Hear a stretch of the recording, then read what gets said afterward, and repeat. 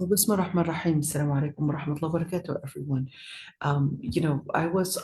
We were talking about the part about conversation mode versus lecture mode. Um, it's worth mentioning that scholars actually had different methods, even when we're speaking about the madhahib themselves. So you had Imam Malik's method was he would give the lecture, and if there are any questions at the end, he would answer the questions. And sometimes he would receive the questions written and he would respond to those questions in a written way.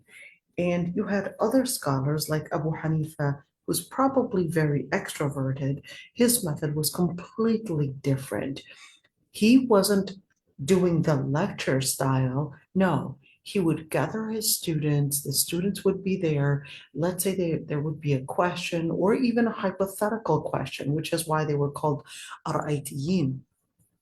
So there would be a question or a hypothetical question, and they would take it from there and they would start going into a discussion. So the class would more be a discussion class than actually a lecture style.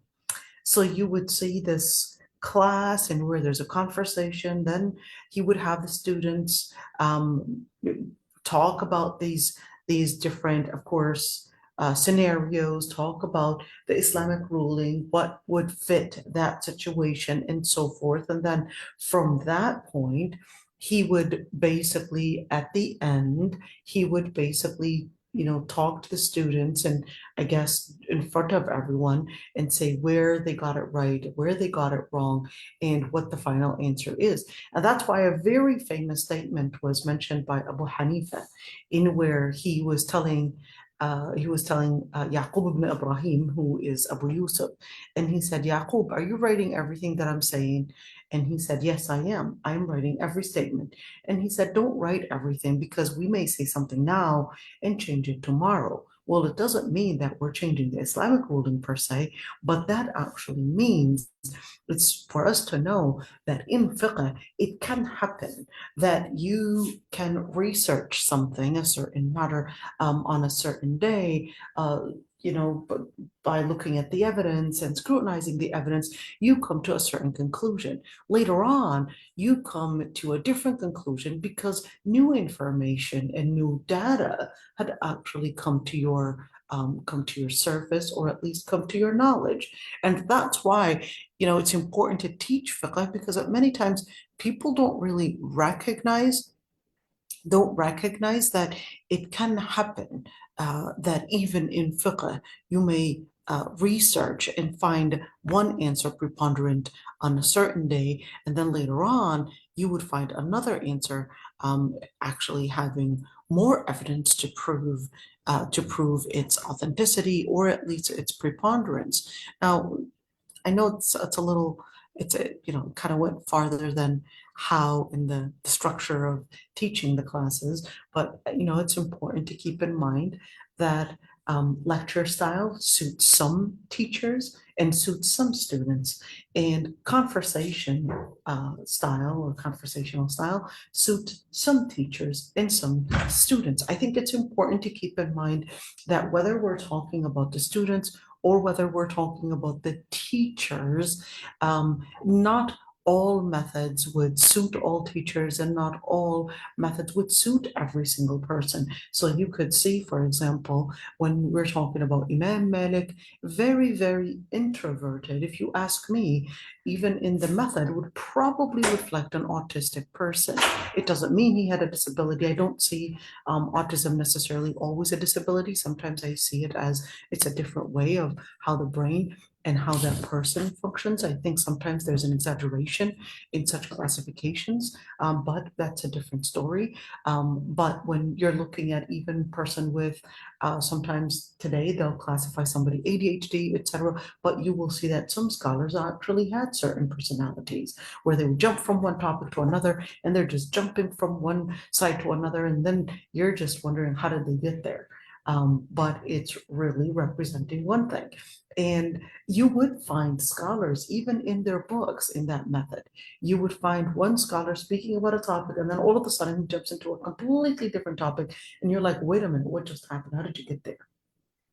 And that's the same thing. You'll find certain scholars that go into a complete smooth structure. They cannot get out of pace, and you cannot distract them no matter what it is. They will not go out of place, just like Imam Malik. He never went outside of Medina. He was always in Medina. Only for Hajj did he get out of Medina, and he did not expect people to actually just show up at his door. No, there were certain times. There was a certain time for the dust. Even if that was the governor himself, you were supposed to come at a certain time, at a certain place, and ask the question in a certain way. It was going to be written. He did not whatsoever have any expectation for any change in schedule whatsoever. And even when it came to the questions, even when it came the scrutiny, the focus was just beyond an average person, which really would tell you it sounds like somebody with autism more than anything else. I have an autistic child, and the focus is outstanding compared to an average person. And of course, we know that 10% of the autistic people are actually geniuses compared to the other average normal people, or what they would classify as normal people. Well, regardless, well, that doesn't mean that Abu Hanifa was not outstandingly genius and smart, or even a Shafi'i, but you could see it, the personality was, of course, in the fiqh of transactions. I would say maybe the madhab that Abu Hanifa had generated has the power to. Did you really share? The madhab Abu Hanifa had the power to go beyond text, in where it understood the deep dynamic of social interaction, and deeply understood all these different schemes, all these different games, all these different ways in business, and how people would good job, and how people would oftentimes do things in order to get to a certain thing. So I would really like to say, that Madhab al-Hanafi was probably the most extensive, the most detailed, and probably had uh, the outlining and the coding based on Islamic legal maxims, probably like no any other madhab. And if you really want to study the fiqh of transactions, I would really recommend going to the madhab Hanafi. I know it's harder, at least in terms of the way that it puts that decoding and laying out, and then the thoughts, etc. But he really was a businessman. He knew exactly what games business people actually play, and he knew what goes on within the society. So Madhab Abu Hanifa really reflects a very extroverted person, a real person that knew exactly what was going on within the society. And subhanallah, I mean, we needed all types of personalities, and we needed all types of ulum. And that's where you could see different types of personalities, different types of ulum, and even different types of personalities also suited different types of students. So this is just one side. All right. So inshallah, we're going to continue with Tafsir Surah Nisa. من يطع الرسول فقد أطاع الله ومن تولى فما أرسلناك عليهم حفيظا. So yesterday we went in details and actually talked about what is called Hujjiyat Sunnah. In other words, that references what actually proves. Let's show you the page that we did yesterday and all the different details. Well, that wasn't the page really. Let's go into the page. This is the page that we did did yesterday, and we did all the different details, what proves that sunnah is a reference that we are obligated to go to. We basically went over different ayat. We went over the different commentaries for different scholars in how they understood, and certainly what they, let's call it, scrutinize, and how they scrutinized such words in the Quran and even the hadith and even the athar. What's the difference between a hadith and an athar? A hadith is basically a report, or basically sayings that were attributed to the Prophet ﷺ. And athar is different, because that would be a report saying same thing but attributed to the companions. So that's the difference.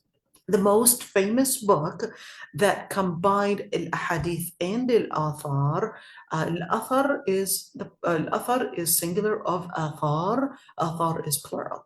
Okay, hadith is one prophetic saying or action or description for the Prophet ﷺ, or a report, and ahadith is basically the plural of it. So hadith is one, ahadith is plural. Athar is one, athar is singular. The most famous book that did a compilation for both the hadith and the athar is none other but al-Muwatta. Al-Muwatta is basically the compilation that was done by Imam Malik. Right now you can have it in one volume, one huge volume, almost 800 pages. And if you want, I guess, the scholars' revisions in terms of the notes and the authenticity of the hadith and even the athar, you would probably find it in 4 volumes. You can find it in 4, and you can find it in 5. Is it translated into English? I think it is. I think it is translated into English. I don't know who translated it, but inshallah, from what I know, it is translated into English. Anyhow, the most famous person that, of course, memorized al-Muwatta at the earliest age that I would know is really none other but Shafi'i. Muhammad ibn Idris al-Shafi'i memorized al-Muwatta in just a matter of days at the age of 9 years old, in a matter of days. Please don't push your children to try to at least compete with the Shafi'i. That's definitely something extraordinary. All right. Unless you're autistic, then you're probably going to be capable of doing that. All right, let's continue. We also talked about the different hadith that had pre-warned about our times today, in where saying that they are just going to be exclusively taking only from the Quran, and therefore leaving out the Sunnah, because they regarded that it's not mandatory to go back to. So the Prophet ﷺ pre-warning about that basically tells us that this is none other but a fitna and the end of times, and certainly as something that the Prophet ﷺ was warning us about. So we talked about that, and I guess the part that we had went into details, utitul kitaba wa mithlahu ma'a, that the Prophet ﷺ had been granted wahi, and we said that that is the oral wahi, the oral revelation, and we said wa mithlahu ma'a would be the non-oral revelation. In other words, it's basically informative, or at least a revelation that is going into giving more detailed revelation, but that is not necessarily in the oral piece of it in the Quran, but that was something that the Prophet ﷺ himself was basically given an intuition, and also a different kind of an inspiration to help him recognize what is right and what is wrong, and certainly through the inspiration from the Lord Almighty to him as a prophet. So this is what basically we went into al-Khattabi, and I think yesterday we commented a lot on many Syrian scholars. I think it would be fair enough to also mention that al-Khattabi was from Afghanistan. I know, from Afghanistan. We didn't mention him. Okay, he's Busti from Afghanistan, and I think it's fair enough to mention that Abu Hanifa was originally from Kabul, Afghanistan. I think it's fair enough to mention some other scholars from different countries as well, just so that we can recognize the contributions that other Muslims from other countries have contributed to the Ummah. And I think it's really important to bring about and the scrutiny about these scholars and where they come from in order to help, one, the Muslims recognize the contribution that other Muslims from other countries have done, and certainly to remove the in our society that always thinks that it's only one particular group that brought Islam into at least the level that it was in. It would be extremely what is the word that I could say? It would be extremely naive to actually think it was the Arab that actually brought Islam into at least the ilm that we have today. Believe it or not, most of the scholars were not Arab. Most of the scholars were actually Persian, or at least from Bilad ma wara al-Nahrain, which basically was from Uzbekistan, Kazakhstan. The contribution was mainly from there, and of course, Iran. So it would be fair enough to say that the Arab were more indulged in politics than in bringing in the contribution for ilm. Believe it or not, even the scholars that were the experts in Lugha Arabiya, just like when we're talking about Sibawayh, were not Arab themselves. Even the experts in Lugha Arabiya, yes, even the experts in Lugha Arabiya were not Arab. So you had most of the scholars, Tirmidhi, Bukhari, Imam Muslim, most of the scholars in Hadith. And that's why it's important to recognize that that contribution that they had actually brought to the Ummah tells us that these people have it even within their genes, that they are smart, they're capable of bringing in a huge contribution to the Ummah. So we would basically have to even, I guess, bring it to their attention. Listen, you've got something that even the Prophet ﷺ had actually mentioned in the hadith. He mentioned in the hadith, if ilm was hung like a chandelier up in the sky, you would see rijal and men from Bilad Faris, from the Persians, do whatever it takes to bring Islam and to catch Islam, even if it was as high as a chandelier being hung in the sky. All right, let's go for Al-Khattabi when he had said.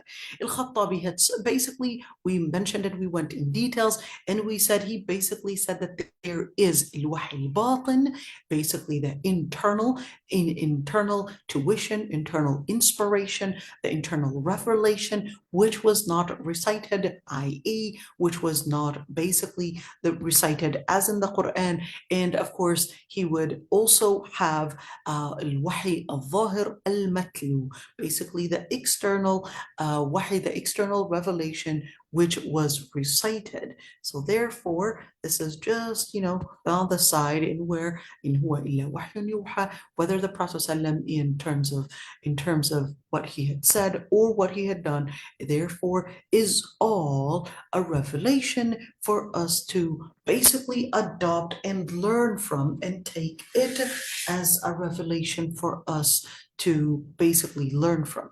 But we know that there are certain stories, like the story of the palm trees, when the Prophet ﷺ basically was ordering the Sahaba in the beginning to do what? Well, to not knock on the trees, on the palm trees. The palm trees that year did not pollinate. So they went to the Prophet ﷺ and told him, well, you ordered us not to knock on the palm trees, so the trees didn't pollinate.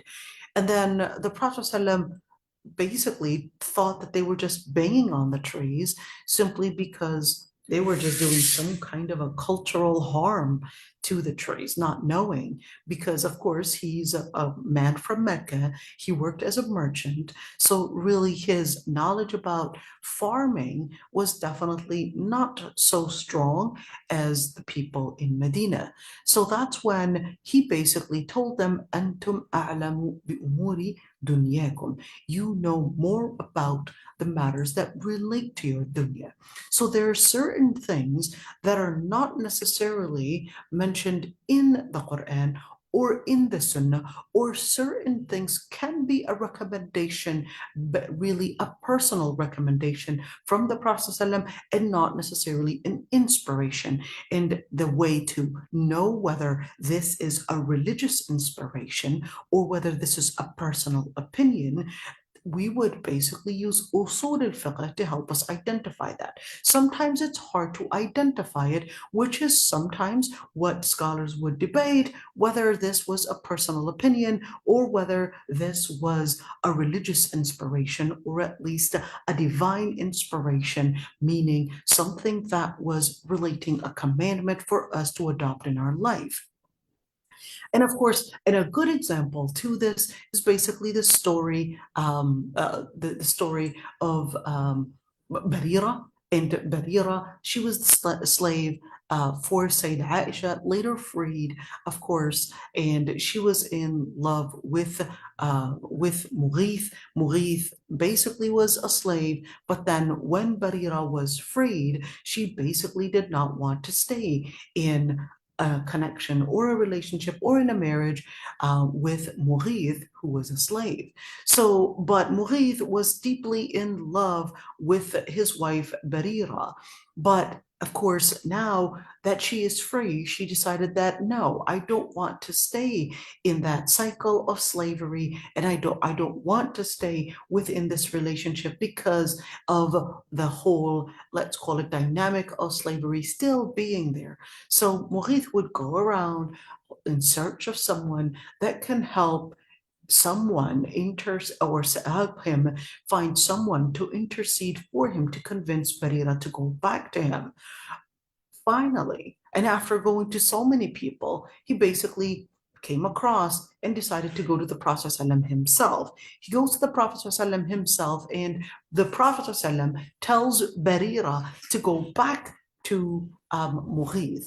But Barira asked one very important question, and she said, "Atamuruni ya Rasulullah? Are you giving me an order here? And in other words, is this an imperative word, an imperative verb that you're giving me? Is this a commandment, a religious commandment that you're giving me? Or is this your personal opinion?" And he said, "Bal ana shafa." I'm here just interceding for you. That's it. And then she basically expressed that she wasn't interested in going back to Mughith. Now, was there any haram in what she had done? No. She understood that there is a certain level where there is one side of it that is a revelation, and there is another side of it which is not related to revelation, but related to basically a personal opinion. So that's the same thing when you look at the part about the palm trees, in where he told them, well, then you would know more about the matters that concern the life and basically how things are done. So in that situation, it's very important to go to the experts in order to get some information, whether we're talking about human psychology, we're talking about medicine, we're talking about business, all these different things to help us really know how we would relate to the different matters, or probably the different dilemmas that we would come across in the light of Quran and Sunnah. Because right now the Prophet ﷺ is not around us in order for us to ask whether this is a divine revelation or whether this was a personal opinion. But generally speaking, everything is supposed to be considered a divine revelation unless proven otherwise. Let's say it again. Everything is supposed to be in the Sunnah a divine revelation unless proven otherwise. So it would be a rare thing, and you would really need to prove that this was not a divine revelation that we would have to abide by in order for us to actually say, yes, this is a valid opinion.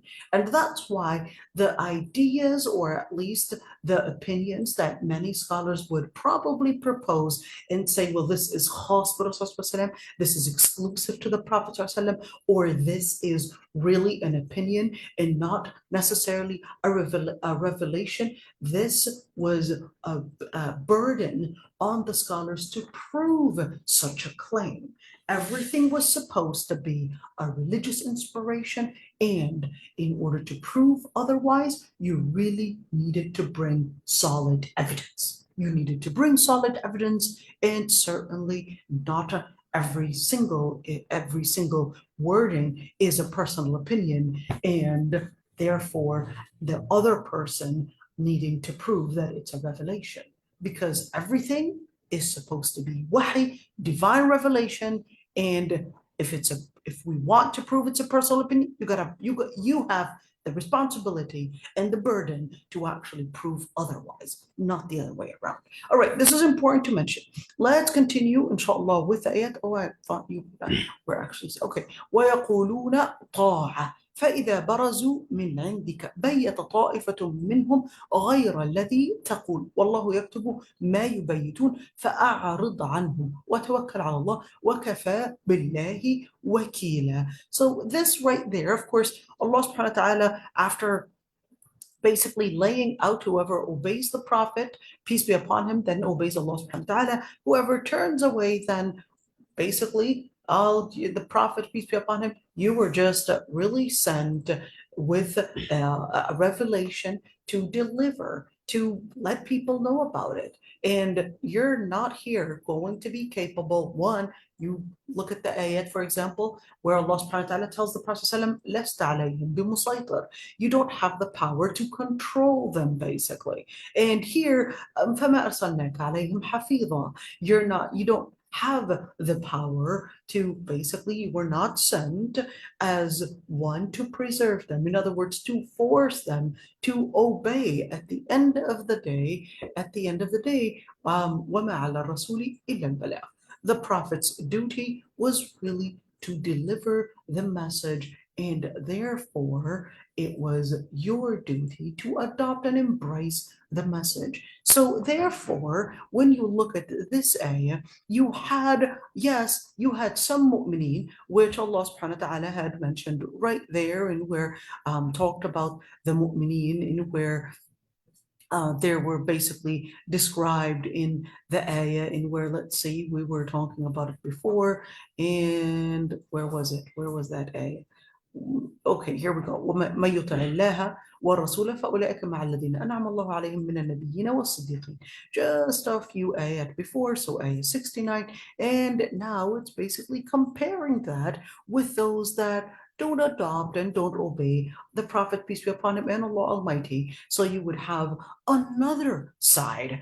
You got another side who would say ta'a, who would say obedience, and we're going to obey. But just by saying the word obedience and claiming obedience or claiming to be Muslim doesn't really mean you had become really in part, or at least a part of the Muslim community, or at least become part of those that would be included in the mercy of the Lord Almighty, or even included in what the Prophet ﷺ had regarded as to be included as part of the Siddiqeen, Shuhada, and the Salihin, and Hasana Ulaika Rafiqa. So there's another group that would say, right in front of the Prophet ﷺ, they would say, we're going to obey, we're obedient here. But فَإِذَا بَرَزُوا مِنْ عِنْدِكَ, when just a second, barazu actually means to,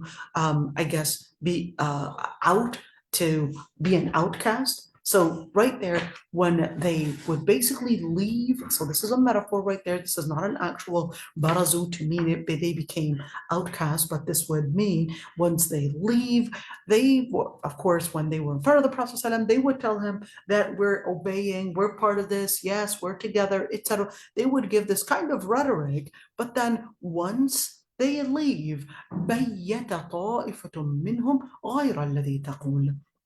the word bayyata. I know there's a word bayt. The word, now here's the very important thing. Remember, the etymology in Lugha Arabiya is really important. So here, bayyata, when you look at the word bayt actually means room or chamber.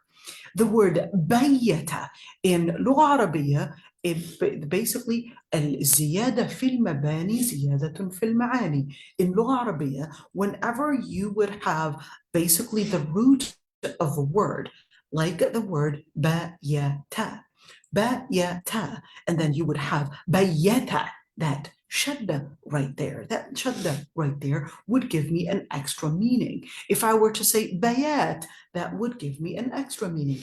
Every single addition to the original root of the verb is basically an additional meaning. So that's what it means, زيادة في المباني زيادة في المعاني. To translate it in, let me say, in a verbatim way, in where ziyada fil mabani, whenever you're doing an increase in the conjugation to the root, it would add an increase to the meaning. It would give me an extra meaning. It would give me an extra new word, or at least a new word that would have a new meaning. So here, bayyata ta'ifatum minhum, in where they would not chamber, but they would basically keep a certain sentiment. They would keep certain motives, secretly hide it, and certainly they would basically not have the same, let's call it, application as to what they had claimed in words. In words, they said obedience. In words, they said that they were with the Prophet ﷺ. And of course, يقولون طاعة, it could be, remember, the word, when we say قال or يقول in the Quran, it can be two types of what you might say. It could be that you had verbatim, literally said طاعة, or literally said a certain wording, and there, that is called lisan maqal. Let's write it down. So that could be lisanul maqal, and there is lisanul hal. We talked about that before. So the first one is called lisanul maqal, and the second one is lisanul hal. Lisanul maqal is what you had literally said. Lisanul hal is basically not necessarily what you had said in words, but basically what describes the situation in the circumstances that you're in. So it could be, you could see somebody that's shivering and you're like, they said I'm cold. When you're like, well, they didn't really say anything, they were just shivering. Well, yes, that was lisanul hal. And that's why in the Quran, you would see a lot in where it would say in the stories that it was said this is what was said. And you would find another ayah actually saying something else. And you were like, well, what did they say? Did they say this quote or that quote? Well, that in one ayah, it said a quote that was a literal quote. In another ayah, it was talking about it from lisanul hal. It was describing the words, would say yaqulun, but it was really describing the situation. In where, same thing, if you were to look at certain ayat in where Ahl al-Madinah were basically saying certain things, is it necessarily that they were really saying that? Literally, but not necessarily literally, but it was what their behavior was expressing, what their behavior was saying. So this is actually so, this is so eloquent in the Quran. يقولون طاعة فإذا برزوا من عندك بيت طائفة منهم غير الذي تقول. A group of them that is from the munafiqeen, they would basically they would hide, they would chamber different feelings and different, at least applications and different intentions. So we're looking at one intention, two different basically what their what faith they have, and number three, a different application of what they're going to do. In other words, it was not going to be ta'a for sure. It was not going to obey the Prophet or obey Islam. It was really concealing other statements, concealing other intentions, and three, concealing other practices. غير الذي تقول, completely different, the opposite of what you were telling them and giving them the principles of what to do. وَاللَّهُ يَكْتُبُ مَا يُبَيِّتُونَ. And the Lord Almighty, the word يَكْتُبُ literally means to write. So here we're talking about recording, in where Allah subhanahu wa ta'ala is recording not only what they were saying, but also the intention and also what their hearts would conceal in terms of faith, in terms of belief, in terms of course, their intention of what they intend on practicing. فَأَعْرِضْ عَنْهُمْ. But hey, this was during the time of the Prophet ﷺ. So how did Allah subhanahu wa ta'ala ask them to ask him to relate to that behavior, even though he knew that the behavior was really concealing nothing but hypocrisy? Allah subhanahu wa ta'ala says, فَأَعْرِضْ عَنْهُمْ. So what does فَأَعْرِضْ عَنْهُمْ really mean? أَعْرِضْ عَنْهُمْ means turn away. But this is not really just turning away. This is basically don't let that, in other words, affect you, get you into anxiety. There are certain things that you just have to deliver the message, but don't let that affect you to the point that it's basically making you feel that why is this happening? And all of that might actually, might actually take you into anxiety. Why isn't everybody just doing this? How could they hear the word of Allah subhanahu wa ta'ala and just turn away? Why aren't they taking the word seriously? And it might actually make them feel that this is so sad, I'm really saddened by this, and actually get you into anxiety. Remember, this was something the Prophet ﷺ had actually went through himself, and Allah subhanahu wa ta'ala was just telling him, then giving him that that ta'ziyah. What is it, ta'ziyah? Ta'ziyah is condolences, but this is not because somebody died, but a ta'ziyah would really tell him that فَأَعْرِضَ عَنْهُمْ, in where one, it's giving him the support. You just have one duty, which basically is to deliver the message. And the second piece is basically at the end, don't talk about their names, don't give out their names, and لا تعاقبهم, don't punish them. You just have to hear, let's see the ayah. Basically, what you're going to do, كَفَى بِاللَّهِ وَكِيلًا. You're just going to depend on Allah subhanahu wa ta'ala. You just have to let go and depend on Allah subhanahu wa ta'ala and continue with what you're doing. And this is important. Continue with what you're doing. Remember, the reward you'll get is not based on how many people would basically adopt your da'wah. The reward you would get is basically the effort that you would put in da'wah. Now, here Allah subhanahu wa ta'ala, of course, had basically scolded, or at least here about the munafiqeen, basically had right there, had really brought to the munafiqeen that attention. And it's not just the munafiqeen, because anyways, the munafiqeen don't believe in Islam.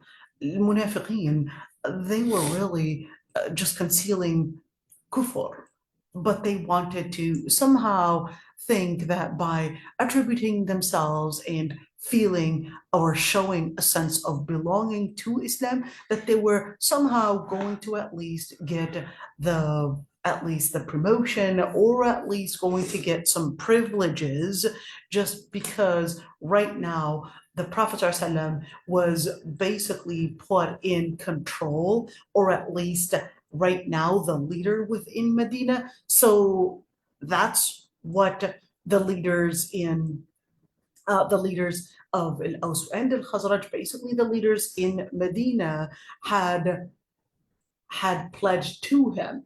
So what happened was that the munafiqeen, they felt that if he was the person in charge right now, and we're going to be considered as basically the majority of the non-Muslims, that means we're going to be losing the privileges. So they decided to basically pretend to be Muslim in order to get the privileges of at least the Muslim citizen. So they wanted to get both. They wanted to get the privilege of a Muslim citizen, and they also wanted to get the privilege of being not Muslim whenever the non-Muslims would be in power, or at least in victory at any time. So their concern was really dunya. But here you want to keep in mind, and where Allah subhanahu wa ta'ala was basically right there exposing to even the Muslims themselves what really caused the munafiqeen to be at that level where they would hear the words but not really understand it. They would hear the Prophet ﷺ giving them the commandments, giving them the principles, explaining Islam to them, but then the behavior would actually reflect otherwise. What really happened? How did they go wrong? What went wrong? Why did this happen? So that's why Allah subhanahu wa ta'ala tells you in the other ayah, أَفَلَا يَتَدَبَّرُونَ الْقُرْآنَ وَلَوْ كَانَ مِنْ عِنْدِ غَيْرِ اللَّهِ لَوَجَدُوا فِيهِ اخْتِلَافًا كَثِيرًا. I'm going to translate it first and then go in detail. Should they have not scrutinized the Quran? And if the Quran was from other than Allah subhanahu wa ta'ala, they would have found a lot of discrepancies within it. Now, here's one thing. When you look at يتدبرون, the word تدبر القرآن, of course, the word تدبر actually has, I'm going to take you a little bit right there, but a very important thing, تدبر actually comes from دابر.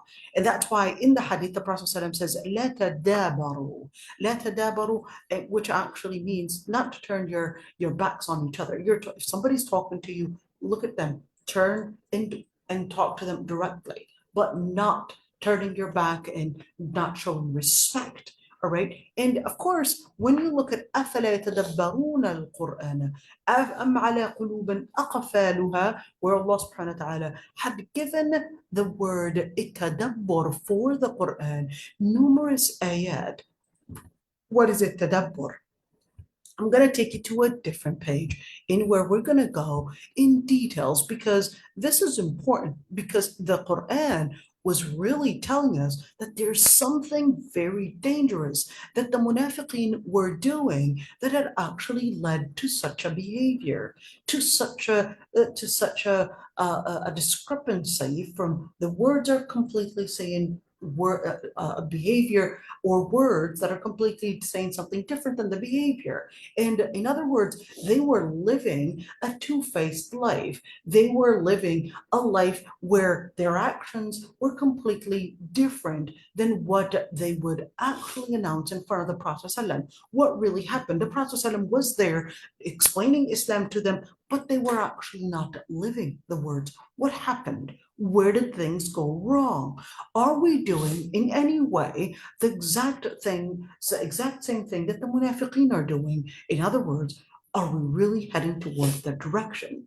And this is extremely important, because the Quran was there, not sent to the munafiqeen. It was really sent to those, yes, all mankind, but it was really speaking about the munafiqeen in order to warn us from heading such a direction, in order to warn us of what actually might take our hearts to being as the hearts of the munafiqeen without us recognizing. So let's continue. أَفَلَا يَتَدَبَّرُونَ الْقُرْآنَ? We're going to see, well, what is it, tadabbur? And what does it mean to have tadabbur? What was that mistake that they were committing, which is not doing tadabbur? Well, what does the word even mean? Let's look at it.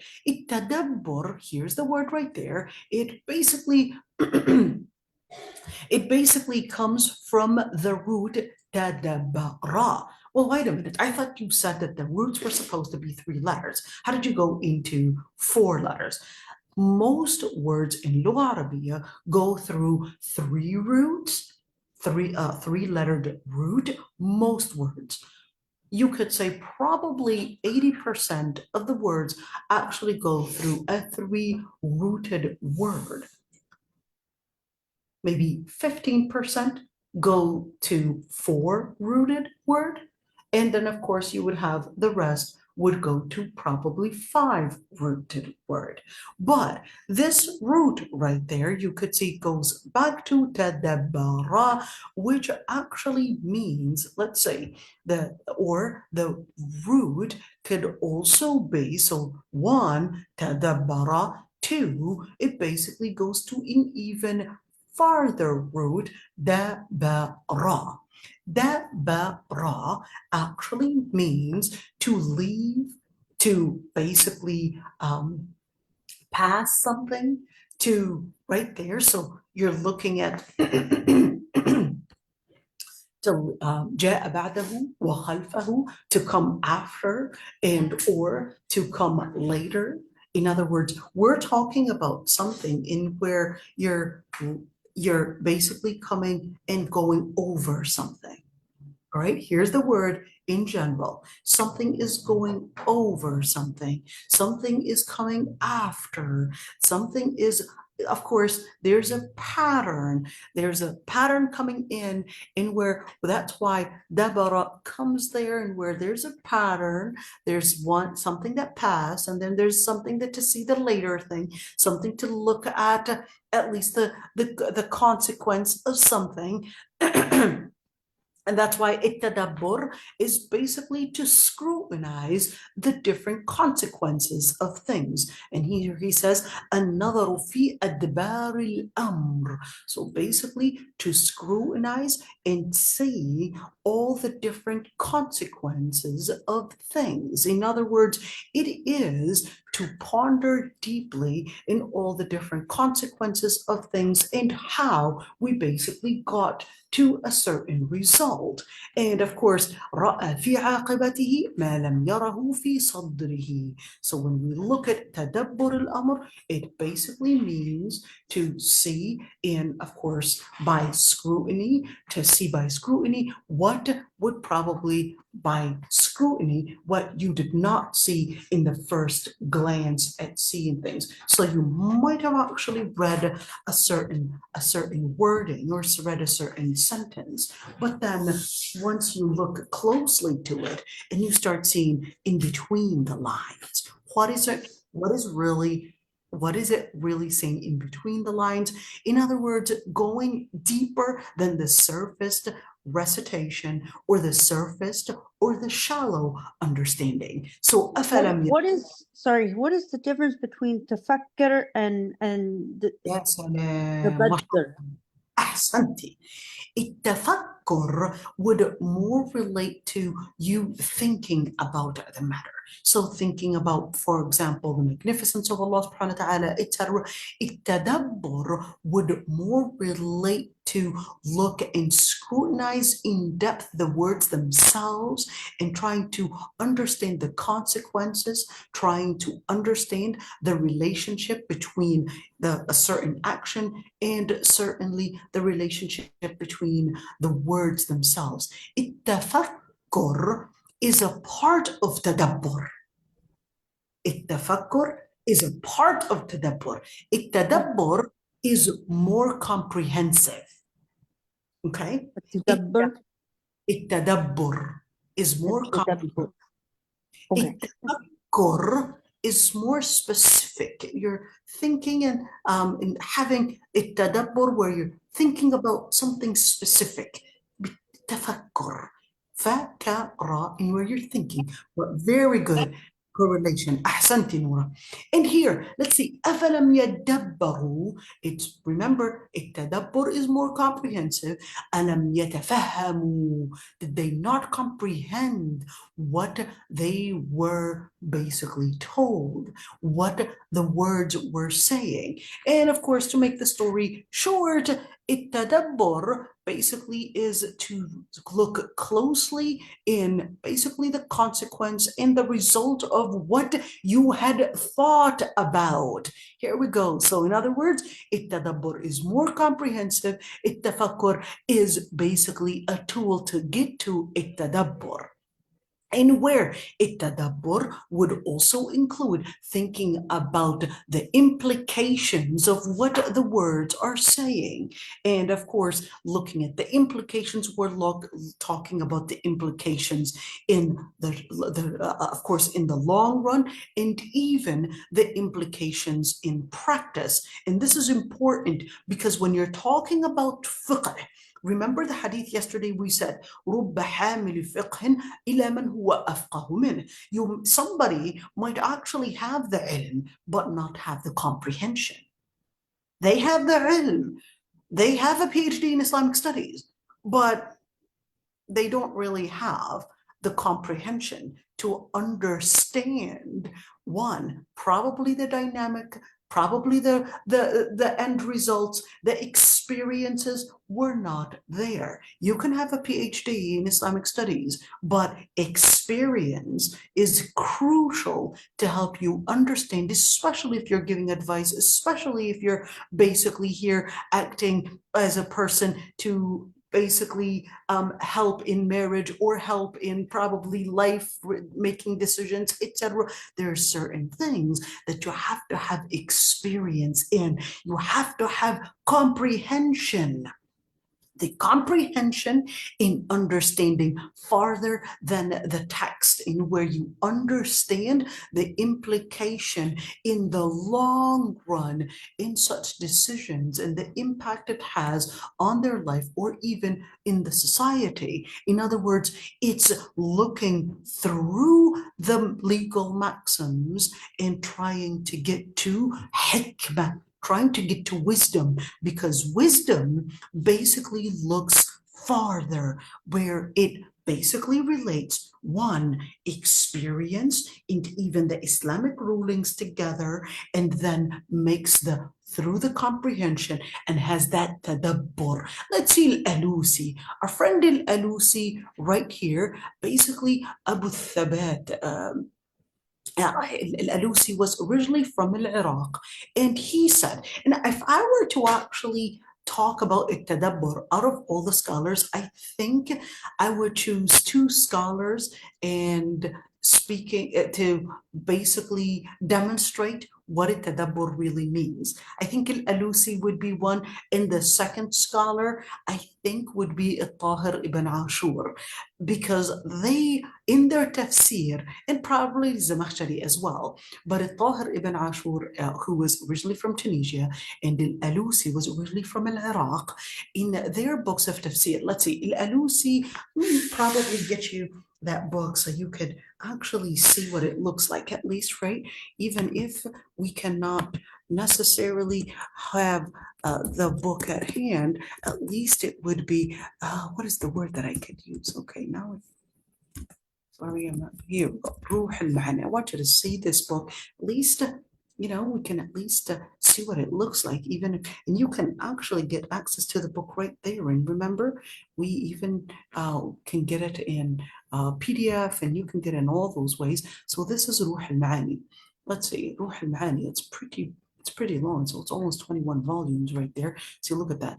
One thing is that روح المعاني, that book, is probably one of the most advanced books of tafsir, because he goes in Lugha Arabiya in such depth that sometimes you really have to read slowly in order to understand what he is really trying to say. And that's what he was doing. He was basically speaking about tadabbur, and he was really living it.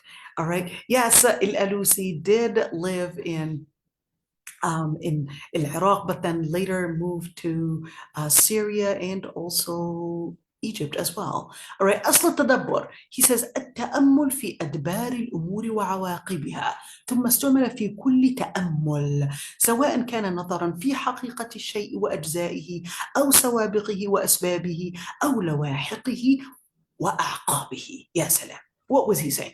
He said, أصل التدبر. He said the origin in التدبر, in its etymology, in its real meaning. He said it is really to ponder deeply in all the different consequences of all the different matters. Then later on, it was actually used to mean, it was more becoming a more comprehensive word to mean to include every type of ponderance, ta'ammul. So ta'ammul, like tafakkur, whether that was in looking at the matter itself, in other words, the actual thing, or parts of it, or even what had come before it, or even the results of the results or the reasons behind things, or even the later things. In other words, where this is heading, or what the consequences of those matters are. Now, that's why it's really important to look at the tadabbur, because it's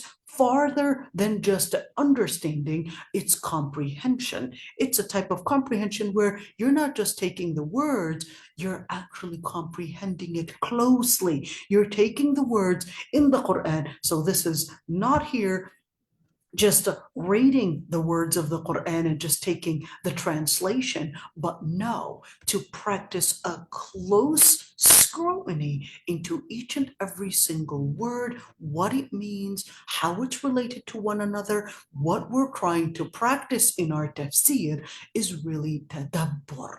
Why is that even a thing? Because number one, when you're looking at tadabbur, you're basically keeping each and every single word in scrutiny to help you understand the words and how you embrace the words, and of course the impact it would have on your life, the impact it has on your akhirah, the impact it has in how you would apply it. So the implication of the words, it's not enough to just apply Islam, but it's really important to understand, one, the wisdom, to understand the words in the Quran and what you're trying to get to. So understanding the purpose behind different ayat or different hadith is part of what will glow in light in your heart, where it goes outside from the level of thought in your mind to where it would become something that would glow in your heart and certainly would grow into an action. Let's see Ibn Rajab. Ibn Rajab was a scholar that was, number one, he was one of the students of Ibn Taymiyyah. He was a student of Ibn Taymiyyah, and Ibn Rajab, he basically said, because when you're looking at tadabbur, it's basically a nasiha li kitabillah. It's basically to give nasiha li kitabillah. What is a nasiha? In nasiha means advice, but this is not only an advice for the book of Allah subhanahu wa ta'ala. How can I give an advice for the book of Allah subhanahu wa ta'ala? No. The nasiha literally means to scrape honey. Scrape honey. Yes, it literally means to scrape honey. So here you're scraping beautiful, sweet things from the book of Allah subhanahu wa ta'ala, and you're basically giving it the love. So when you're doing tadabbur, what you're doing is that you're scraping the beautiful sweetness, and that is going to bring in the love, the glory, and certainly because we will start recognizing, and these words will start reflecting that the words of the magnificent creator, that they're basically the words that you will be so, so tempted to basically understand, so tempted to take in scrutiny, so tempted to basically take each and every single word that you just want to adopt every single sweetness of it, every single beauty of it. Now, of course, in nasiha, the hadith, when you look at nasiha, all right, the word nasiha really means advice, but it's actually taken from scraping honey. Nasahan, when you talk about nasiha, the bees doing that nasiha, it's talking about scraping honey. You look at that, it's beautiful. Now, one thing, Ibn Rajab, we can't just pass and quote his words without talking about him a little bit. Ibn Rajab died at age 45 years old, but Ibn Rajab, he basically had some illness. And by the way, speaking about illness, we did actually have a couple scholars that had major illnesses in their life. Shafi'i had severe hemorrhoids where he would have to sit on a pillow, and every time he would sit on this pillow, I guess he would use it, it was to what is today called a donut, but he would be bleeding. He would be bleeding severely, and it seemed like that such a infection from the severe hemorrhoids, it seemed like it really got infected and later basically was a main reason for his death. You look at Ahmad ibn Hanbal, had severe migraines for 40 years. You had other scholars, who knows, like Ibn Hajar al-Asqalani, who actually had 9 of his children die because of some illness. Who knows if it's a genetic disease, but if you had 9 children actually die at an early age, then most likely that there was some genetic cause behind it. But of course, they didn't know all of that at the time, but it's just to let us know that, they didn't necessarily always live a very happy or at least a very easy life, or according to our imagination, everything was just made easy for them. Well, Ibn Rajab also had some illness. It seemed, based on the description, it seemed like it was some kind of an illness. So he was always pale. Who knows if it was something related to probably hepatitis or anything like that, but it seemed like it was something of that sort. When you look at the descriptions, it more sounds like hepatitis, or perhaps maybe even lupus, who knows. All right.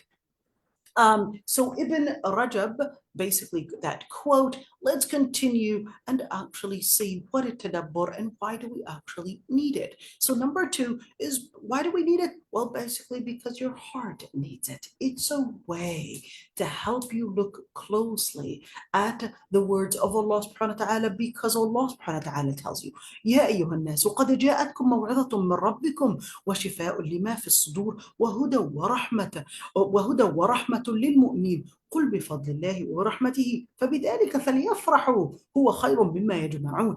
Allah subhanahu wa ta'ala in Surah Yunus says, O people, we had revealed, or we had sent on to you a good word, a reminder from your Lord, and a remedy. Look at that word, remedy. It's a remedy. It's a therapy, basically, to everything that your heart is going through. The sudur is basically the sadr is the chest, but this is also including what your heart is going through, what's on your mind, and hudan.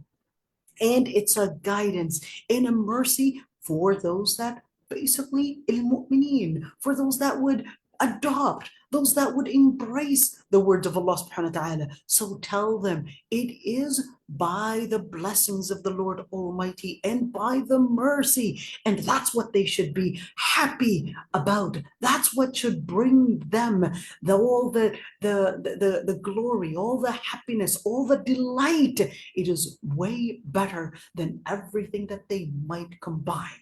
In other words, somebody you might combine and you're like, I want to basically blow up my CV, and what they mean by blowing up the CV is basically to say, well, I'm here trying to basically get more privileges and probably enhance the reasons to what will grant me a better privilege and a better opportunity, etc. Somebody else is looking to bring about an expansion in their bank account, and somebody else is bringing an expansion in probably all the different privileges in dunya. So Allah subhanahu wa ta'ala is telling you that by one scrutinizing and adopting the words of Allah subhanahu wa ta'ala, the maw'idha is basically referring to the Quran, that in it there's a shifa.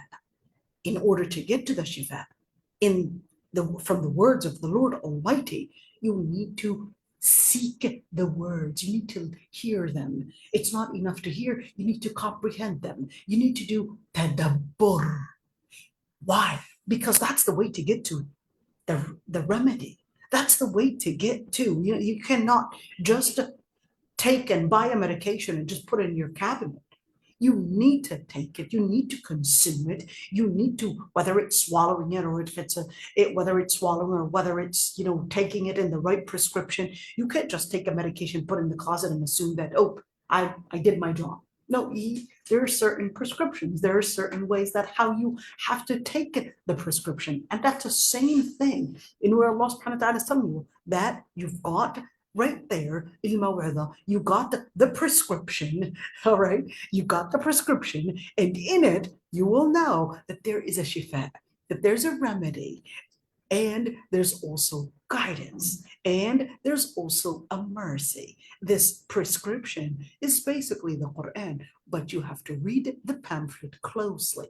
You have to read the words and you have to apply the prescription closely, and you have to apply it right in order to get to the remedy, in order to get to the intended in the purpose of what the revelation was sent for. So now you would recognize that this was actually the blessing of Allah subhanahu wa ta'ala. This was really a mercy, and this is the best thing that you could find. In it delight, in it happiness, and it's better than what anything else that you might actually want to combine. Let's say Allah subhanahu wa ta'ala had also warned the believing men and women from just taking the Quran and not looking closely in it. In where Allah subhanahu wa ta'ala says, أَلَمْ يَأْنِ الَّذِينَ آمَنُوا أَن تَخْشَعَ قُلُوبُهُمْ لِذِكْرِ اللَّهِ وَمَا نَزَلَ مِنَ الْحَقِّ وَلَا يَكُونُوا كَالَّذِينَ أُوتُوا الْكِتَابَ مِنْ قَبْلُ فَطَالَ عَلَيْهِمُ الْأَمَدُ فَقَسَتْ قُلُوبُهُم وَكَثِيرٌ مِّنْهُمْ فَاسِقُونَ.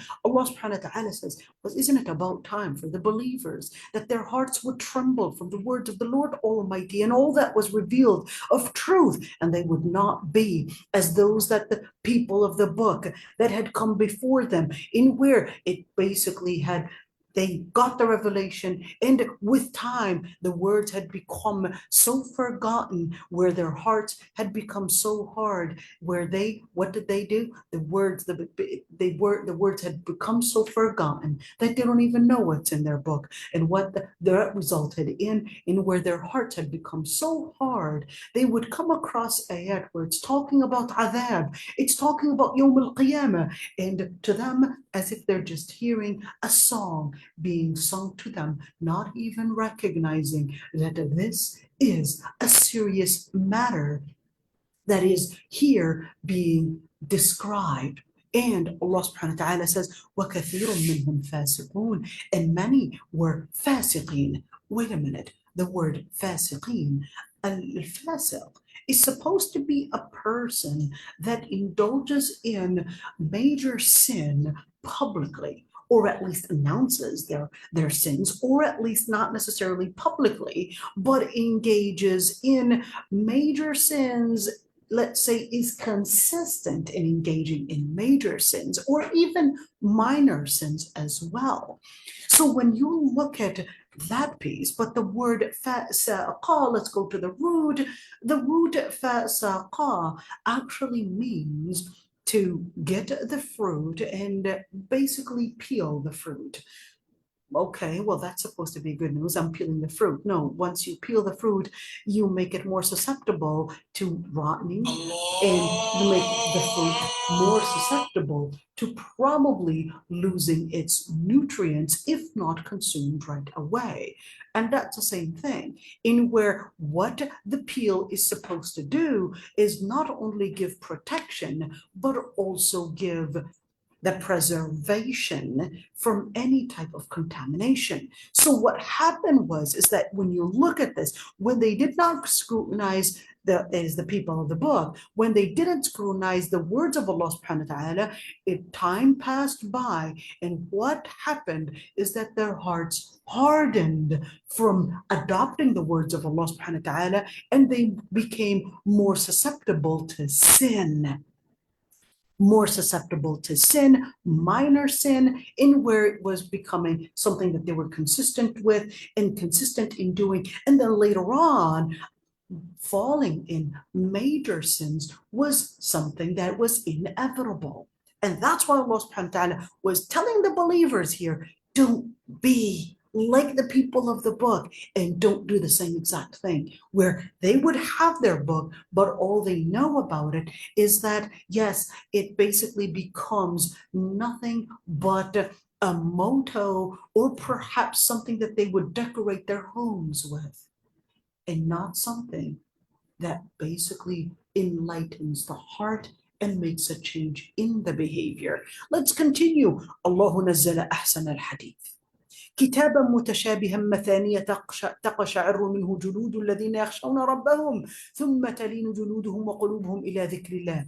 So the person that scrutinized the words of Allah subhanahu wa ta'ala, unlike the person that disregarded or at least ignored the words of Allah subhanahu wa ta'ala, what is the impact? How would they behave? Or at least what does it do to their heart? Allah subhanahu wa ta'ala says in Surah Al-Zumar, Allah nazzala ahsan hadith. The Lord Almighty had revealed the best of the words, the purest of the words. Their words, mutashabiha. Certain ayat can certainly have certain parables, certain patterns. Mutashabiha. تقشعر منه جلود الذين يخشون ربهم. Those that had their hearts tremble from the words of the Lord Almighty, they would get goosebumps. You would say, who are those? Those are mu'mineen. The words went farther than just a word that their mind comprehended to a word that their hearts absorbed, to now their bodies are right now showing the impact that their hearts had fully absorbed, and now they're getting goosebumps. I hope we're all getting goosebumps right now as we're reading these words. Then what happens? ثم تلين جلودهم جلود. Why would the skin then become lenient? Well, this is not a fake lotion, but this is basically telling you that their behavior, which basically acts as what carries our skin. And of course, we know that the biggest gland that we have in our body is basically skin. This is the biggest gland in our body. All right, you can have different glands. You can have it as really small as, I don't know, the thalamus in your brain and all of that. All right, and you can have, or even, they're probably even smaller glands. I'm not into, I guess, biology, so please tell me what the smallest gland is. All right.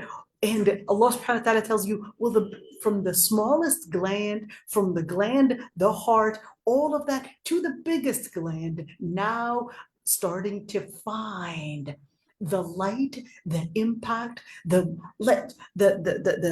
effect, it going from their skin, and even their hearts would basically embrace, and basically ila dhikrillah. Their hearts would be lenient. They would soften. The hearts would soften. The skin would soften. To what? To the remembrance of the Lord Almighty. So therefore, al-ajuri, it said, فَالْمُؤْمِنُ الْعَاقِلِ, a wise and a smart believer, whenever they would read the Quran, they would basically scrutinize the words as if it is a mirror or as if it is a lens, where they would basically see through it whatever they would do and whatever they would behave in, everything, they would look at it and make that Quran and the words be the lens they would see their behavior through. They would scrutinize their behavior. So therefore, whatever the Lord Almighty had basically warned about, they would basically be cautioned of. Whatever Allah subhanahu wa ta'ala had basically scared them of, or basically warned them of, they would basically be fearful of the result and the consequence. And whatever the Lord Almighty whatever the Lord Almighty had encouraged in, they would basically fall in where they would be hopeful in. And this is really important when you're looking at that. What does it mean to scrutinize the words? You're basically putting it into practice. It's not enough to know, but repetition for those ayat is basically what would bring in the impact. One, whether it's in your skin or whether it's on your heart or whether it's in your behavior. It really starts. التدبر is التفكر. التدبر is a form. التدبر, it's scrutinizing, yes, but التدبر starts from the mind and then starts radiating in your heart. And later, it starts having, and of course, the Prophet ﷺ said, ألا وإن في الجسد لمضغة. Verily, there is a piece of flesh on the body. If that piece of flesh goes right and the rest of the body goes in accordance with it. And he said, and that piece of flesh is basically the heart. So if the heart, after the mind doing the comprehension, the heart basically starts getting the radiation, you will then see the effect happening on the rest of the behavior and the rest of the body. And that's why it's important to see that Al-Quran is basically containing the remedy. And of course, if you don't have, let's see this quote, and let's see this quote, basically, أخلاق حملة القرآن. Okay. And where the Quran itself, if you basically have the money, but you basically, if you have the money, but then you don't have the most valuable thing, which is really the word of the Quran, then you're really a poor person. And if you basically have family, but then you don't have the Quran giving you the support, then what you really are is really a person that has no support. And even if you were basically having all these friends, but you don't have the true support and the true I guess connection with the Quran, then what you really are is lonely. Because the Quran is the best companion. The best companion is not, they're not the people that you would find going at a party and all these people are connected with you. Because of course, the more friends you have, the more likely that you didn't know how to choose your friends. Because the more friends, you've got a problem if you have too many friends. If you have too many friends, that actually means you didn't know how to sift the good from the bad friends. You have maybe lots of acquaintances, well, that's good, but only those that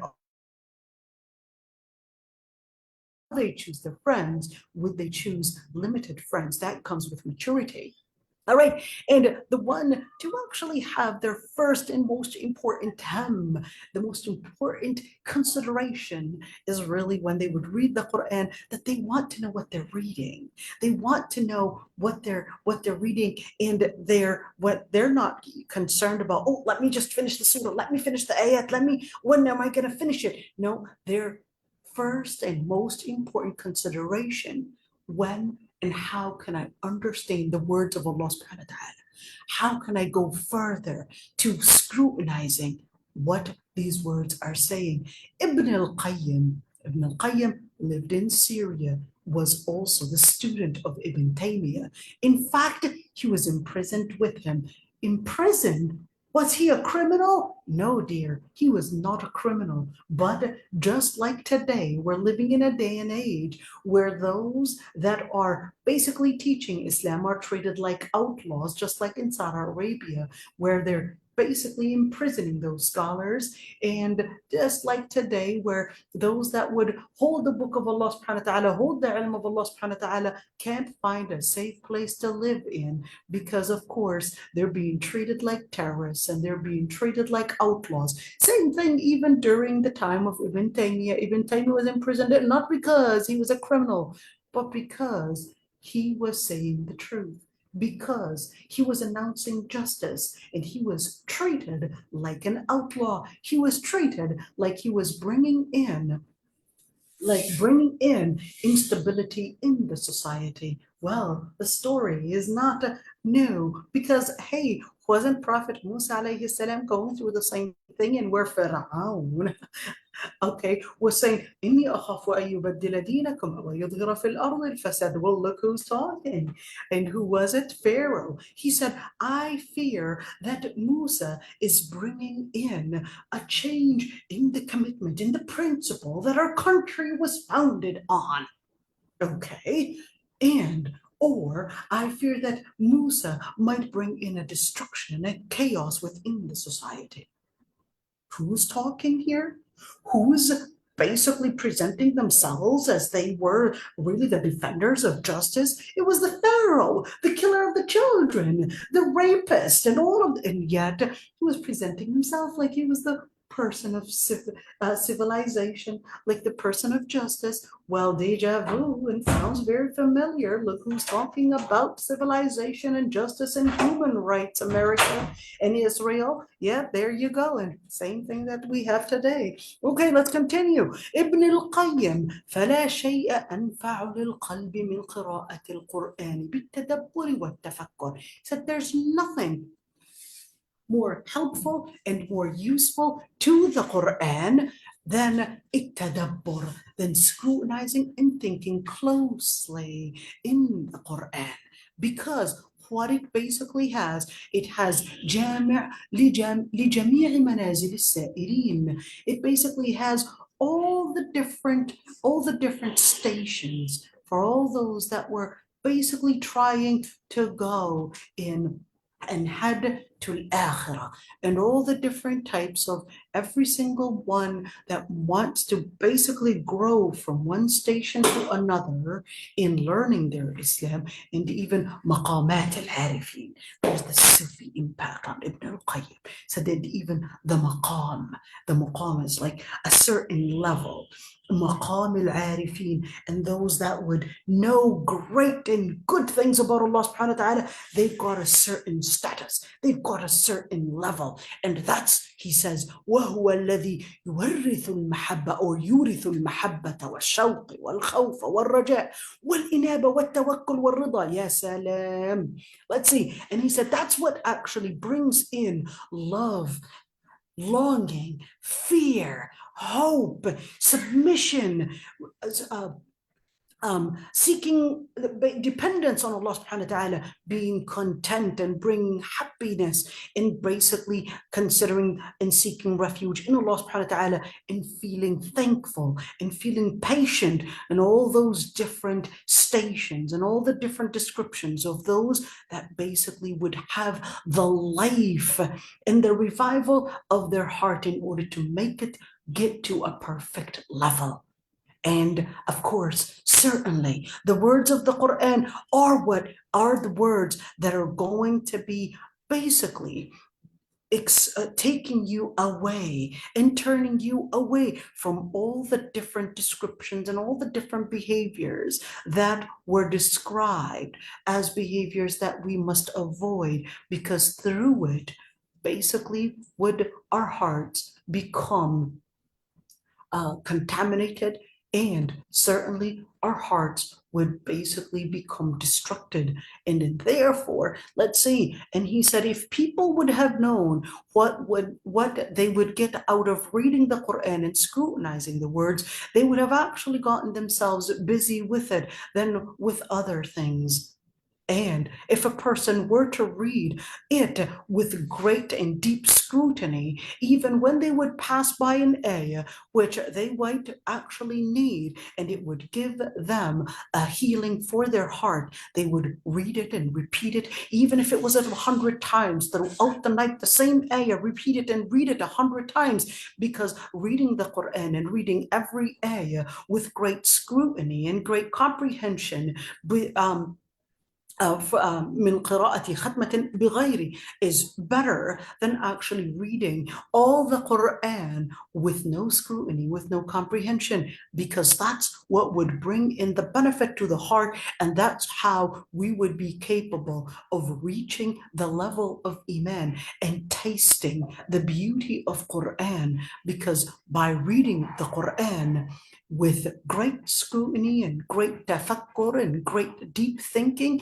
this is the basis of making and fixing our hearts and making our hearts go right. And there's nothing better for a person in their life and even in their hereafter, better to getting them to basically safety and safety from the different torments, from hellfire or even the punishments, than reading the Quran and going and looking closely and scrutinizing and pondering in the words. For, of course, that basically would let the servant find the different directions and the different pathways of the good and the evil, because what it would do is that it would enhance, it would root the foundations of faith in their heart, and it would certainly build all the different pillars of faith in their heart, and it would give them a power in their heart and even life, and even would give them that happiness where they would basically bring a change, of course, in their life and the people's life. And therefore, what it would bring in as well, it would basically include you and those that Allah subhanahu wa ta'ala had praised that would be included in this ayah. Allah subhanahu wa ta'ala had praised the believers, and He said, إِنَّمَا الْمُؤْمِنُونَ الَّذِينَ إِذَا ذُكِرَ اللَّهُ وَجِلَتْ قُلُوبُهُمْ وَإِذَا تُلِيَتْ عَلَيْهِمْ آيَاتُهُ زَادَتْهُمْ إِيمَانًا وَعَلَى رَبِّهِمْ يَتَوَكَّلُونَ الَّذِينَ يُقِيمُونَ الصَّلَاةَ وَمِمَّا رَزَقْنَاهُمْ يُنْفِقُونَ أُولَئِكَ هُمُ الْمُؤْمِنُونَ حَقًّا لَهُمْ دَرَجَاتٌ عِنْدَ رَبِّهِمْ وَمَغْفِرَةٌ وَرِزْقٌ كَرِيمٌ.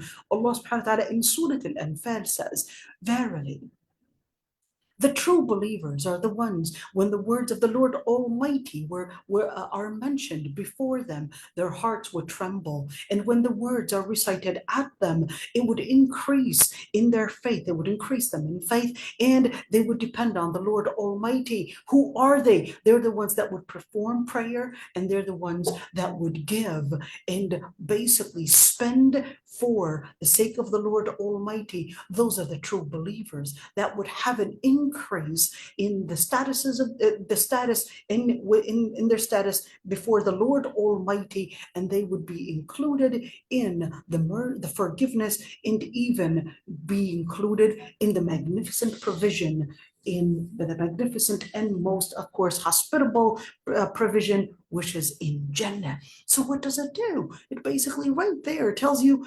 that in order to get to such stations, get to the real beauty of faith, you would really have to do tadabbur. It's not just recite, but tadabbur. Understand it closely. That's why Allah subhanahu wa ta'ala says, قُلْ آمِنُوا بِهِ أَوْ لَا تُؤْمِنُوا إِنَّ الَّذِينَ أُوتُوا الْعِلْمَ مِنْ قَبْلِهِ إِذَا يُتْلَى عَلَيْهِمْ يَخِرُّونَ لِلْأَذْقَانِ سُجَّدًا وَيَقُولُونَ سُبْحَانَ رَبِّنَا إِنْ كَانَ وَعْدُ رَبِّنَا لَمَفْعُولًا وَيَخِرُّونَ لِلْأَذْقَانِ يَبْكُونَ وَيَزِيدُهُمْ خُشُوعًا. Allah subhanahu wa ta'ala says, well, this basically is a reminder. So believe in it or don't believe. Those that would really have the ilm even before you, whenever, of course, have the ilm of what? Of the revelation before you. And of course, yakhiruna, they would drop down and bow down on their adhqan. Idhaqan is basically the chin, that they would actually bow down on their chins, making sujood. Why on their chin? On their chin, some scholars actually said that that was the way of sujood and prostration during those times, and that was the way of making a sujood. It was on the chin. Other scholars, they said no, yakhiruna lil adhqan. It was basically to show an exaggeration of how they were deeply indulged in their prostration, in their sujood. And they would say, Subhana Rabbina in kana wa'duna lamaf'ula. They would embrace the wording and say, glory be to the Lord Almighty, our Lord. Verily, with the promises that He had given, and whether we're speaking about the judgment day, or whether we're speaking about the realities of what would basically happen around us, لمفعولة, it would for sure actually happen, and they would continue making their prostration on their chins or on their faces. They would be crying, and it would increase in their submission, الخشوع, for the Lord Almighty. And that's why Allah subhanahu wa ta'ala would even describe the mu'mineen in Surah Maryam. إِذَا تُتْلَى عَلَيْهِمْ آيَةُ الرَّحْمَنِ خَرُّوا سُجَّدًا وَبُكِيًّا. When the words of the most merciful are recited at them, they would basically bow down in prostration and in tears. What happened? How did they get that?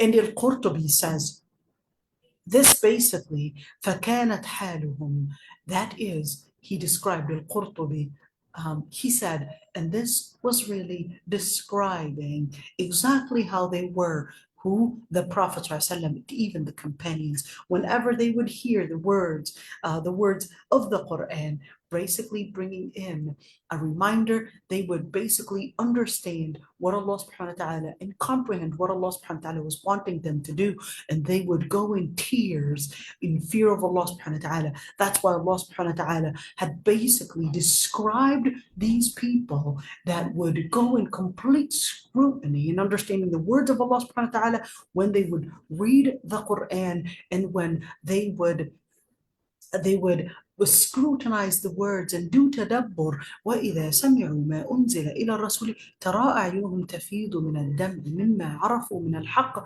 يَقُولُونَ رَبَّنَا آمَنَّا فَاكْتُبْنَا مَعَ الشَّاهِدِينَ. When they would hear the words of what was revealed onto the Prophet, you would see their eyes filled with tears from what they had known of truth, and they would say, "Oh Lord, we had believed, so make us amongst those that had been witnesses." That means submitters, and basically submitters and shahideen here, because you as a Muslim, you would say, "Ashhadu an la ilaha illallah wa ashhadu anna Muhammadan Rasulullah," I bear witness that there's no God worthy of worship but Allah. That's the same thing. Anywhere ma'a shahideen, with those that are witnesses that this is the word of truth, with those that had witnessed that had basically embraced Islam. And therefore, and he said, فَلَيْسَ عَلَى هَدِيهِمْ ولا على طريقتهم فمن كان مستنا فليستن what? With them. And he said, فهذا وصف حالهم وحكاية مقالهم. He said this was really describing what they were really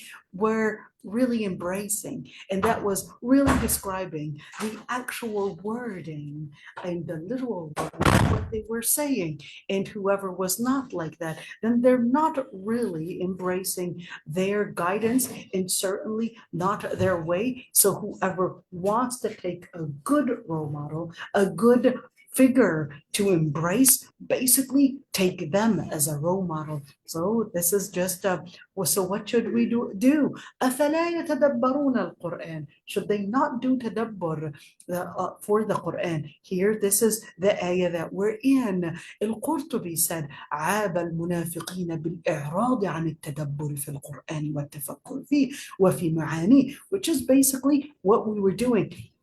Al-Qurtubi said, al-munafiqeen were here scolded for turning away from doing deep scrutiny in the words of the Quran and deep thinking in its words. And Shanqiti, who's actually a scholar from Mauritania, y'all. We didn't have a single scholar from Mauritania, so here's our first one.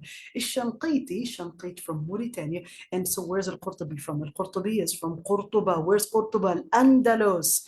Shanqiti said, what this ayah contains is that it is scolding those that would turn away from the book of Allah subhanahu wa ta'ala, in where the many ayat were bringing in a clarification. And of course, whoever would not get themselves busy with looking at the words of the Quran and seeing and comprehending and understanding the meanings and even applying it into action, then in that is the definition of that you have turned away from the words. What does it mean? Let's do it again. To turn away from the words actually means to not think about the words, not comprehend the words, not apply the words. And that is the definition of what it means to turn away. So therefore, Allah subhanahu wa ta'ala describing, of course, the munafiqeen. May Allah subhanahu wa ta'ala not make us from those. So what should we do? Allah subhanahu wa ta'ala says right there that it was going to come a time where قال الرسول يا رب إن قوم اتخذوا هذا القرآن مهجورا. Allah subhanahu wa ta'ala mentions in Surah Al-Furqan that there's going to come a time where on Judgment Day the Prophet will say, "Oh Lord, my people have taken the Quran as abandoned. They abandoned the words. They didn't apply it. They didn't think about it. They didn't comprehend the words. They didn't understand the words and the principles of what it carried. And therefore, they would not be included in the intercession and certainly not the mercy, because the implication is once your heart, the heart didn't absorb the light of the Quran, it didn't radiate onto the heart. That means the behavior is going to speak otherwise. Without you knowing, you're going to be included and going to be falling in the slippery slope of fiqh. Let's see Ibn al-Qayyim, again our Syrian scholar, he says, Hajr al-Qur'ani anwa'.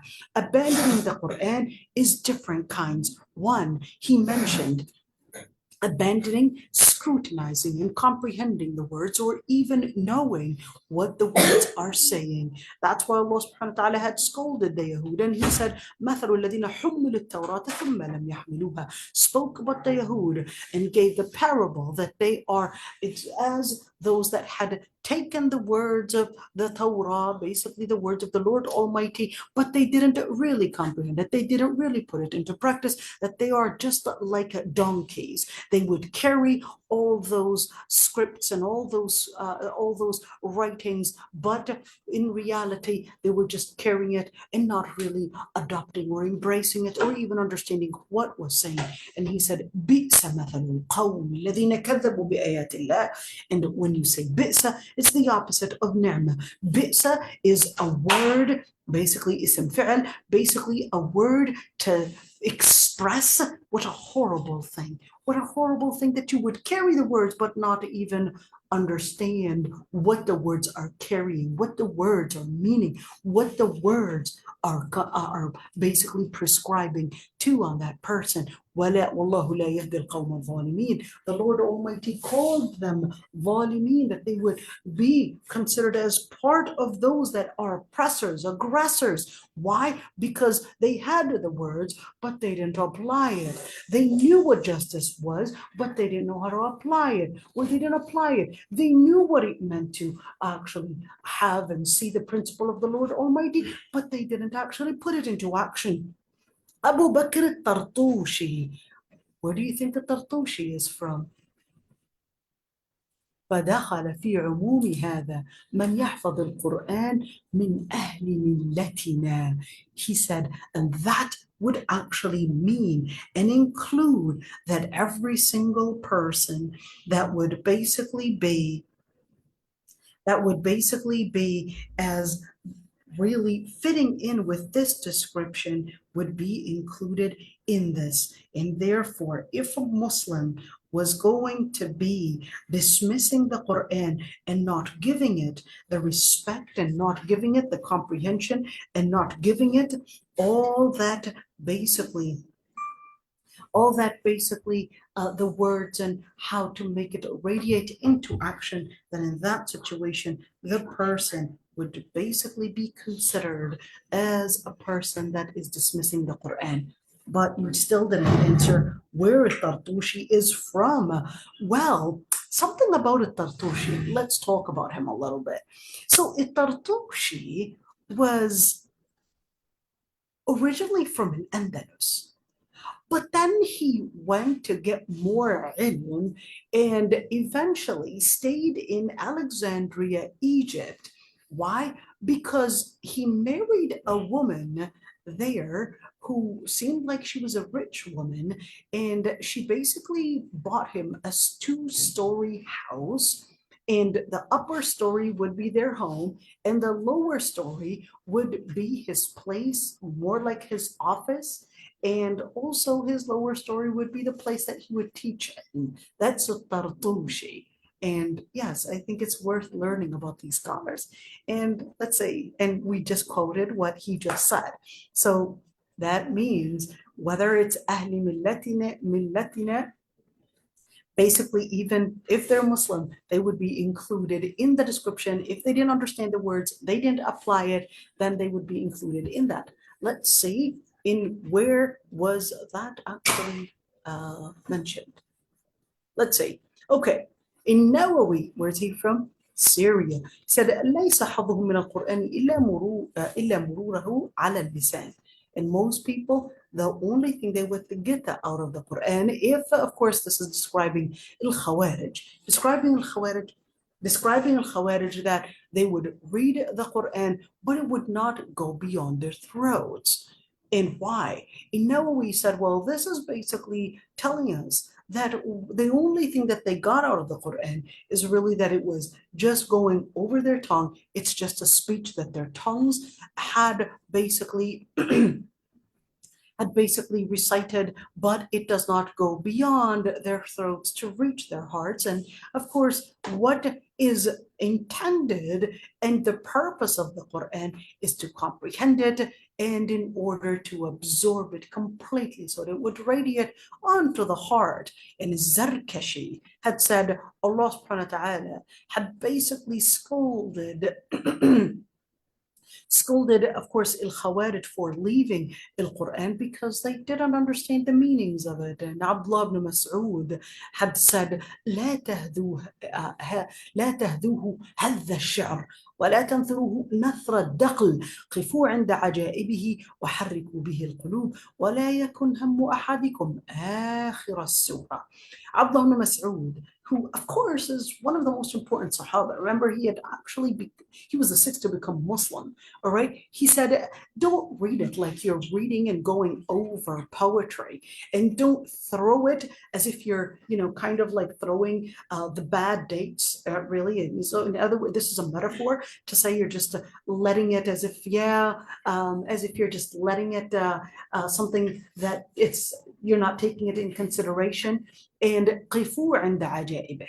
And of course here, qifu is basically a metaphor saying you have to stop, you have to take those words whenever you're scrutinizing it, you're basically looking at those mysterious points. Why did this ayah, in that, for example, what's the difference between tadabbur and tafakkur? Why did this ayah come after this ayah, etc.? So this is al-ajaib. You're trying to understand it closely. And he said, حَرِّكُوا بِهِ الْقُلُوبِ. Let the Quran affect the hearts, and don't let your main focus be that you just want to finish the surah, but deeply scrutinize it. And of course, it's really important. I can continue, man. This is really fun, to be honest. This is really fun, but no, it's not fun. You didn't like it? Maybe you didn't understand what I was saying. Okay, well, my son didn't like it, probably didn't understand what I was saying. You didn't understand it? You understood it? Okay, well, maybe when you mature, you'll be able to. I'm sorry, but yeah, I had to say it. Okay. All right. Well, at least you got the hasanat for being here and listening. All right. They'll get there one day.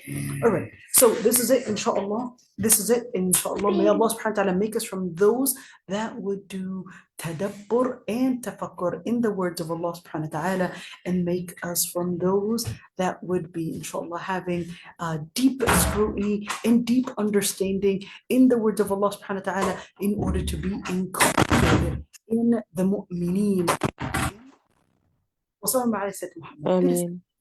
Ameen, ya Rabbi. So if there are any questions, I'd be happy to answer it. No I question?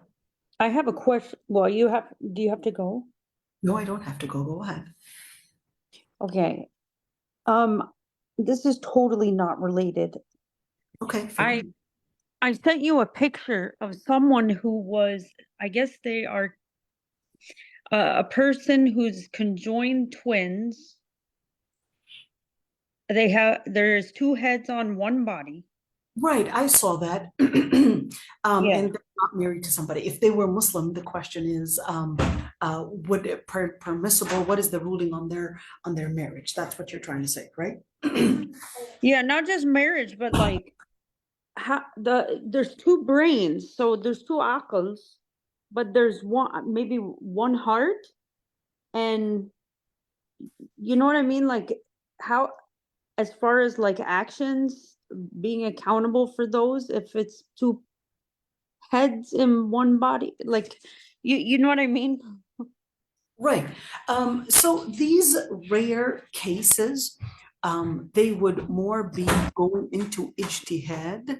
And of course, the scholars would then debate. So, and at the لا يكلف الله نفسا إلا وسعها. So at the end, Allah subhanahu wa ta'ala would not hold you accountable for more than what you can handle.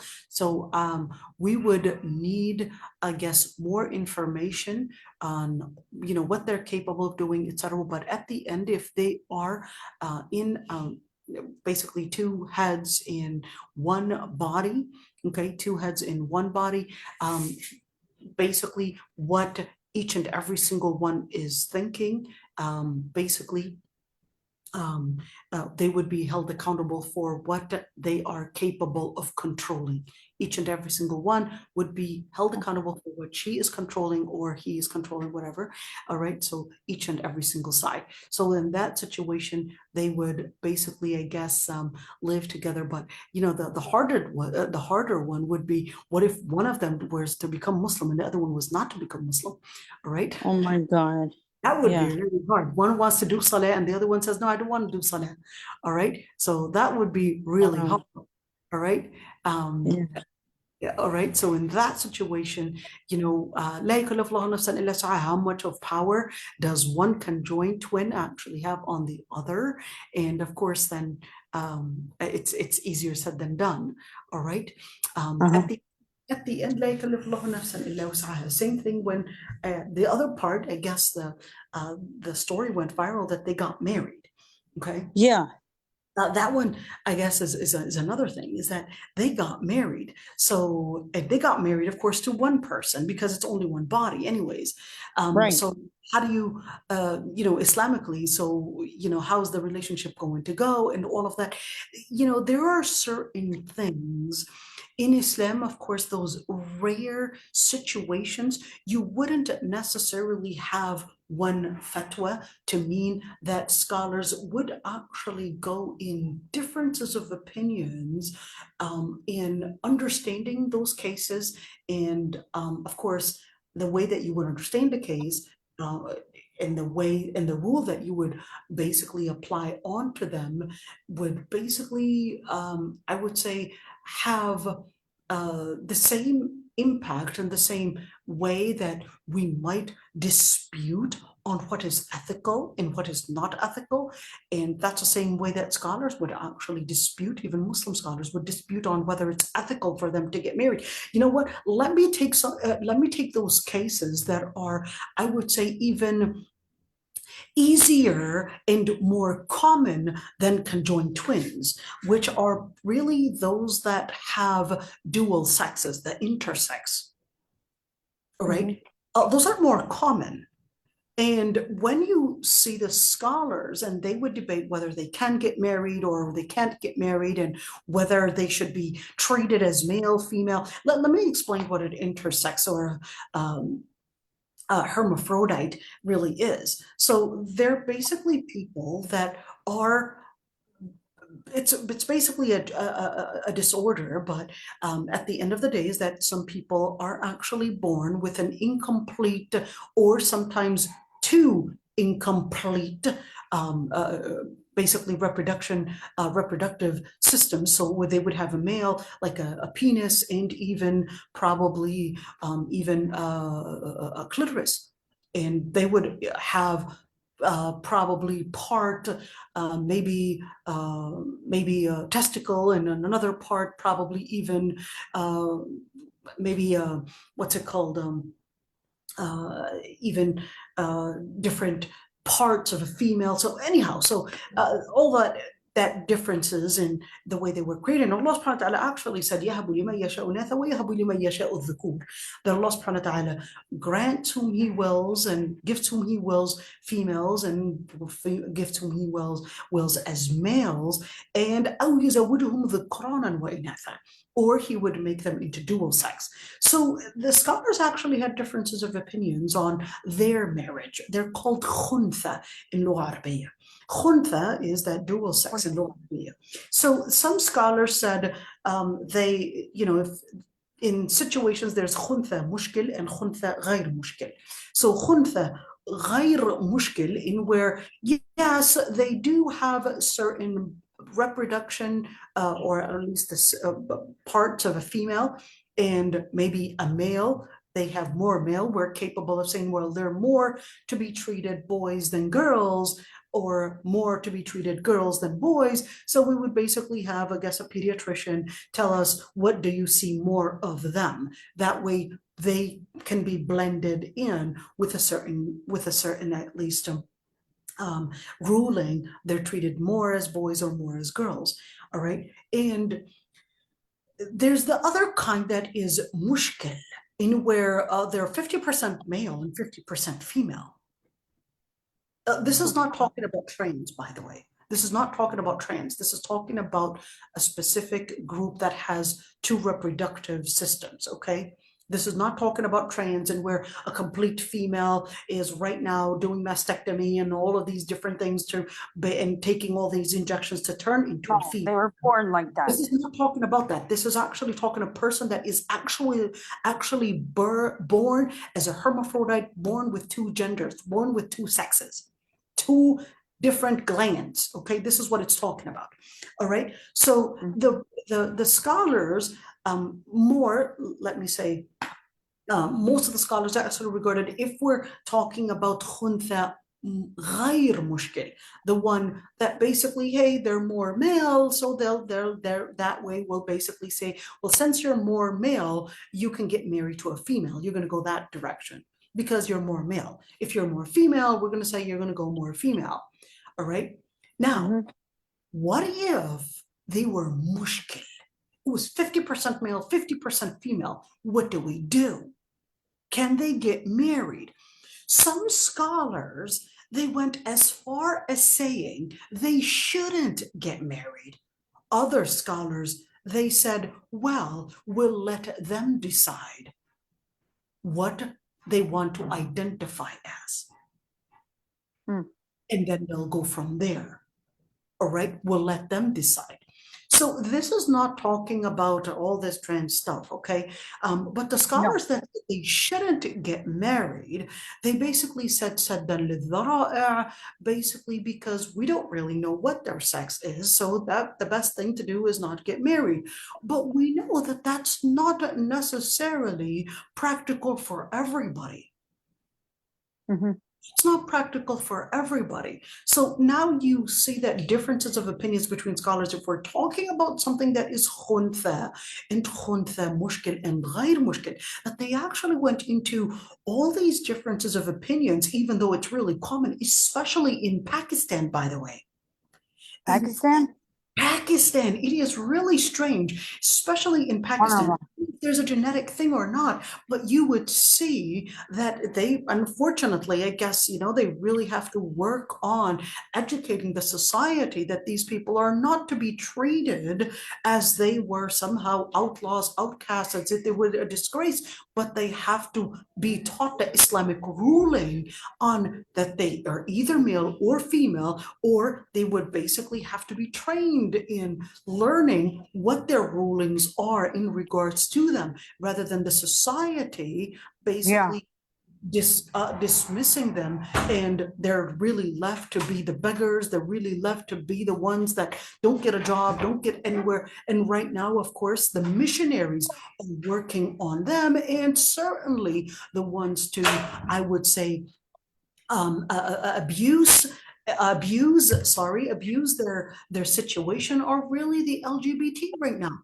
They're the ones that are now getting on board in order to, I would say, take advantage of the situation and getting on board with that. So I think there has to be that that awakening, that awareness and understanding of what we're really talking about, because this is not at all of that LGBT. This has nothing to do with it. This is actually speaking about a certain thing. Now, same thing when we're talking about conjoined twins, and where it is probably a lot more sophisticated than somebody that is considered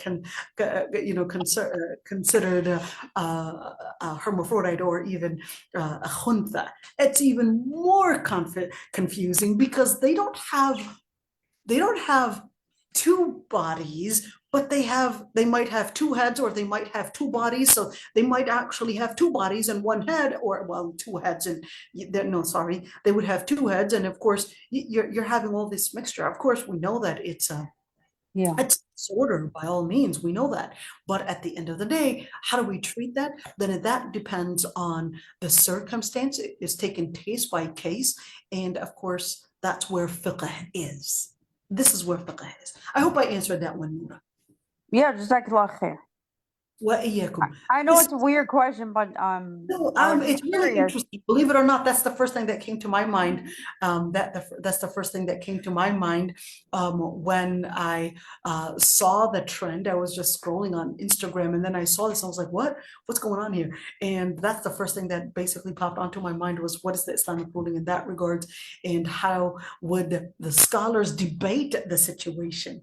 That would be really interesting. How would the scholars debate what is ethical and what is not ethical in that situation? And do you watch scholarly debates, or they don't really do that anymore? They do, but the scholarly debates today during our times, I would say there's it's more like attacking, kind of. It's more of an ad hominem than actually the ilm itself.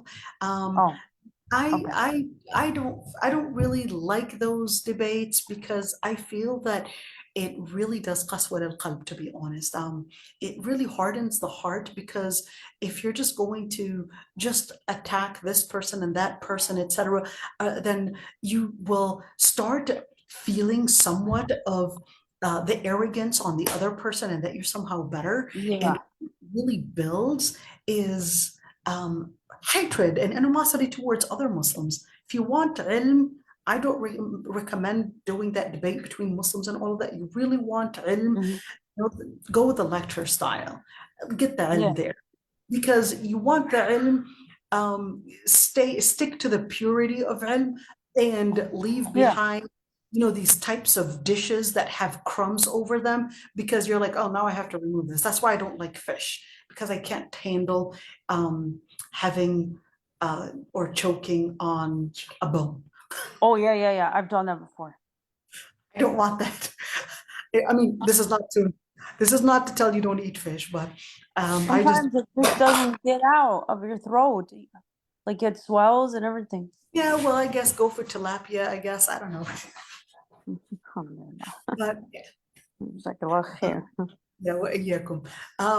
so at the end of the day, we'll get to that, inshallah.